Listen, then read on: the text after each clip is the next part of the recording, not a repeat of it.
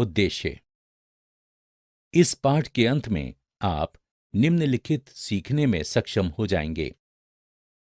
लेखांकन के सिद्धांत के आधार की आवश्यकता की पहचान करने और मान्यता प्रदान करने में, लेखांकन मान्यताओं एवं लेखांकन सिद्धांतों के अर्थ की व्याख्या करना, सामान्य रूप से स्वीकृत लेखांकन सिद्धांतों की प्रकृति की व्याख्या करने में, लेखांकन मानक एवं अंतर्राष्ट्रीय वित्तीय प्रतिवेदन मानक यानी आईएफआरएस की व्याख्या करना और साथ ही साथ उनके उद्देश्य बताने में, लेखांकन के आधार का वर्णन करने में, लेखांकन के नकद आधार एवं लेखांकन के एक्रुअल आधार के बीच भेद करने में, सिद्धांत आधारित लेखांकन की जरूरत पहचानें। लेखांकन अर्थ। लेखांकन वित्तीय लेन देन और घटनाक्रम के अभिलेखन, वर्गीकरण एवं सार संक्षेप निकालने एवं उनके परिणामों की व्याख्या करने से संबंधित है। लेखांकन सूचना, प्रासंगिकता, विश्वसनीयता और तुलनात्मकता।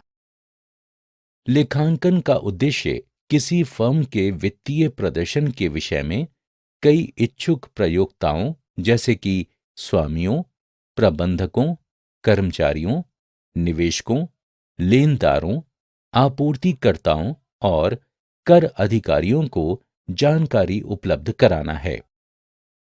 ये सभी उपयोगकर्ता उपयुक्त, प्रासंगिक और उपयोगी सूचना की ओर नजर डालते हैं। लेखांकन सूचना यदि विश्वसनीय और तुलनीय हो तो ये इसके बाह्य और आंतरिक उपयोगकर्ता के लिए उपयोगी होती है। सूचना की तुलनात्मकता। लेखांकन सूचना उस समय तुलनीय होती है जब लेखांकन मानकों और नीतियों को एक अवधि से दूसरी अवधि तक सुसंगतता पूर्वक लागू किया जाता है। सुसंगति की अवधारणा का अर्थ यह है कि एक बार अपनाई गई लेखांकन विधियां भविष्य में अनिवार्य रूप से सुसंगतता पूर्वक लागू किया जाना चाहिए। साथ ही एक जैसी स्थितियों के लिए अनिवार्य रूप से एक जैसी विधियों और तकनीकों का प्रयोग किया जाना चाहिए। सुसंगतता पूर्वक की अवधारणा तुलनात्मकता की आवश्यकता के कारण महत्वपूर्ण है, अर्थात ये निवेशकों और वित्तीय विवरणों के अन्य उपयोगकर्ताओं को किसी कंपनी के वित्तीय विवरणों को सरलतापूर्वक से और सही ढंग से तुलना करने में सक्षम करती है। सूचना की तुलनात्मकता अंतर फर्म तुलनाएं करने अर्थात ये देखने में सक्षम करती है कि अन्य फर्म की तुलना में कोई फर्म किस प्रकार प्रदर्शन करती है, साथ ही साथ अंतर अवधि तुलना करने में सक्षम करती है कि पिछले वर्षों की तुलना में फर्म ने कैसा प्रदर्शन किया है।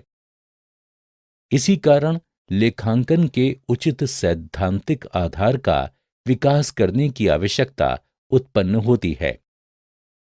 सिद्धांत, नियम, अवधारणाएं और दिशा निर्देश। लेखांकन के सामान्य रूप से स्वीकृत लेखांकन सिद्धांत।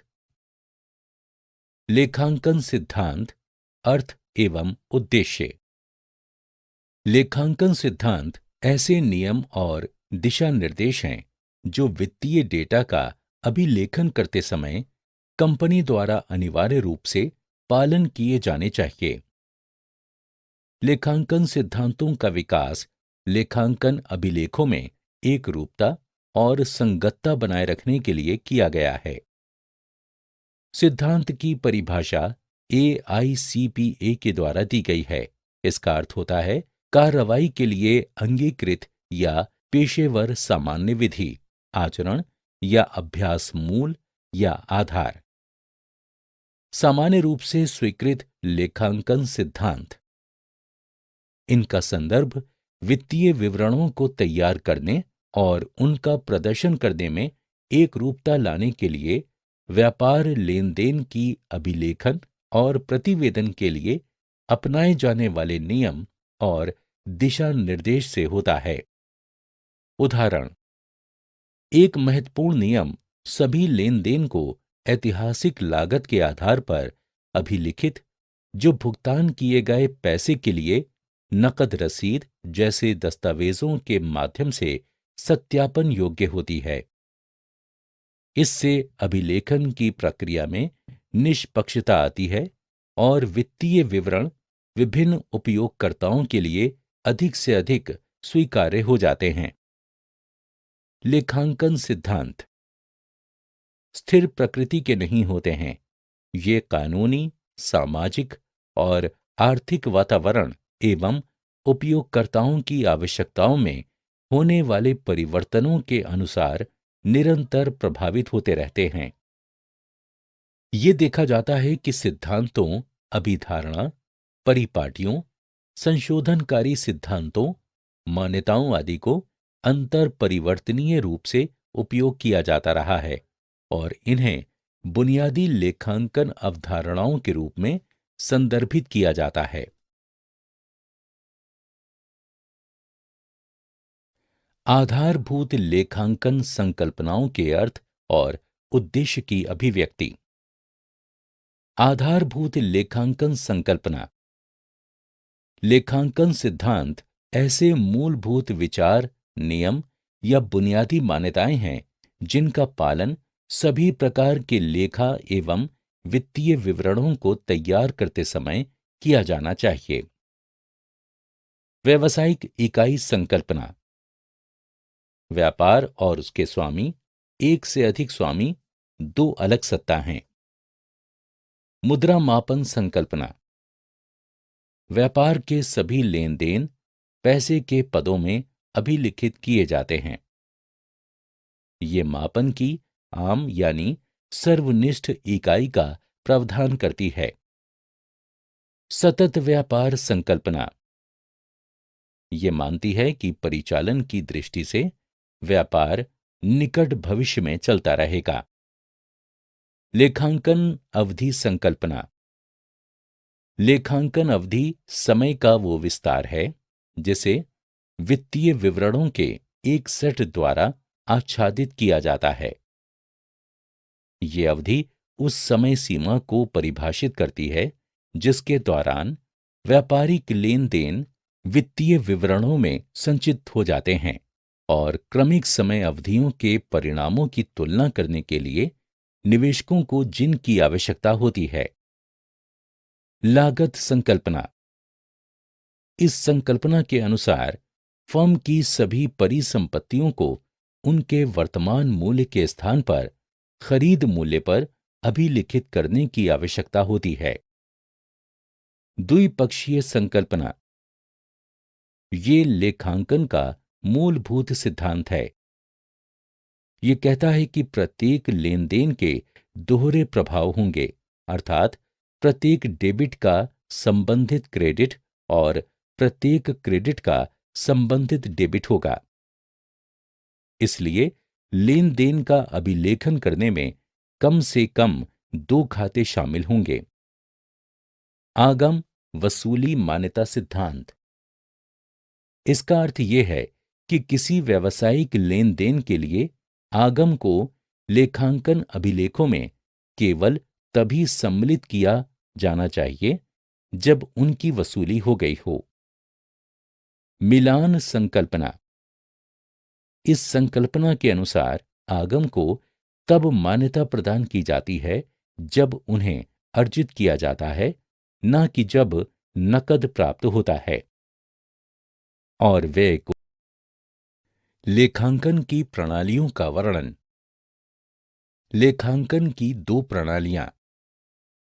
बही खातों में लेन देन अभिलेखन करने की दो प्रणालियां हैं।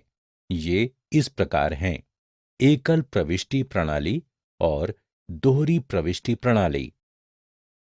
एकल प्रविष्टि प्रणाली अपूर्ण और अविश्वसनीय। लेखांकन की यह प्रणाली ऐसी प्रणाली को संदर्भित करती है जिसमें वित्तीय विवरणों को अभिलिखित करने के लिए केवल एक पक्ष में प्रविष्टि की आवश्यकता होती है। ये प्रणाली वित्तीय विवरणों का रखरखाव करने की पूर्ण प्रणाली नहीं है, क्योंकि ये प्रत्येक लेन देन के दोहरे प्रभाव का अभिलेखन नहीं करती है। एकल प्रविष्टि प्रणाली के अंतर्गत केवल व्यक्तिगत खातों और नकद बही का रखरखाव किया जाता है। सभी लेन देन के संबंध में विस्तृत अभिलेख का रखरखाव नहीं किया जाता है, इसलिए ऐसे बही खातों से पूर्ण जानकारी उपलब्ध नहीं होती है।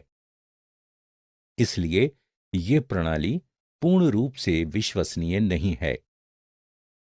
दोहरी प्रविष्टि प्रणाली, द्विपक्षीय प्रभाव। दोहरी प्रविष्टि प्रणाली वित्तीय अभिलेखों का रखरखाव करने की वैज्ञानिक विधि है। द्विपक्षीय प्रभाव के कारण ये प्रणाली पूर्णतः सटीकता संयुक्त होती है और साथ ही साथ सामान्य रूप से स्वीकृत लेखांकन सिद्धांतों गैप के अनुरूप होती है। दोहरी प्रविष्टि प्रणाली द्विपक्षीय सिद्धांत का पालन करती है।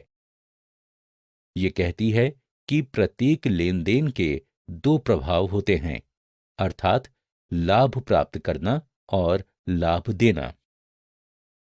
इस प्रणाली में पालन किया जाने वाला आधारभूत सिद्धांत ये है कि प्रत्येक डेबिट का संबंधित क्रेडिट भी अनिवार्य रूप से होना चाहिए। दोहरी प्रविष्टि प्रणाली पूर्ण और विश्वसनीय। ये प्रणाली एक पूर्ण प्रणाली है क्योंकि लेन देन के दोनों पक्षों को अभिलिखित किया जाता है। इसलिए ये प्रणाली सटीक और विश्वसनीय है। भारतीय सनदी लेखाकार संस्थान institute of chartered accountants of India द्वारा जारी लेखांकन मानक सामान्य रूप से स्वीकृत लेखांकन सिद्धांत GAAP यानी गैप। सामान्य रूप से स्वीकृत लेखांकन सिद्धांतों को लेखांकन पेशेवरों द्वारा वित्तीय विवरणों में एक रूपता और तुलनात्मकता प्राप्त करने के लिए स्वीकृत किया गया है। हालांकि ये सिद्धांत एक ही तथ्य के लिए विविध प्रकार के वैकल्पिक उपचार प्रदान करते हैं। ये लेखांकन सूचना के प्रतिवेदन में एक रूपता और सुसंगतता लाने की मांग करता है। लेखांकन मानक अर्थ ये एक समान लेखांकन नियमों, व्यवहार और दिशा निर्देश के लिखित विवरण होते हैं। इन मानकों का मुख्य उद्देश्य वित्तीय प्रतिवेदन में एक रूपता लाना है और उद्यमों द्वारा प्रकाशित किए जाने वाले डेटा में सुसंगतता सुनिश्चित करना है।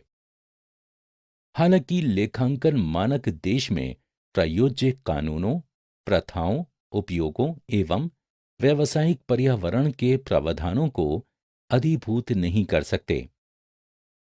लेखांकन मानक बोर्ड की स्थापना असंगतता एवं अतुलनात्मक मुद्दों से व्यवहार करने के लिए लेखांकन मानकों का विकास करने हेतु अप्रैल 1977 में लेखांकन मानक बोर्ड ASB की स्थापना की गई थी। लेखांकन मानक बोर्ड का गठन भारतीय सनदी लेखाकार संस्थान यानी institute of chartered accountants of India द्वारा किया गया था। लेखांकन मानक बोर्ड की भूमिका लेखांकन मानक बोर्ड का मुख्य कार्य लेखांकन मानक तैयार करना है। लेखांकन मानक बोर्ड सरकार, सार्वजनिक क्षेत्र के उपक्रमों और अन्य संगठनों के साथ विस्तृत चर्चा के बाद मानकों का विकास करता है।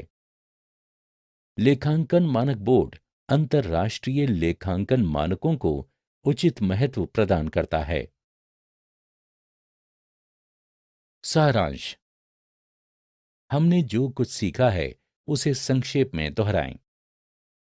लेखांकन प्रक्रिया एवं पद्धतियां कुछ सैद्धांतिक संकल्पनाओं पर आधारित होती हैं, जिन्हें विभिन्न श्रेणियों जैसे कि व्यापारिक इकाई संकल्पनाओं, मुद्रा मापन संकल्पनाओं, लेखांकन अवधि संकल्पनाओं आदि में वर्गीकृत किया जाता है।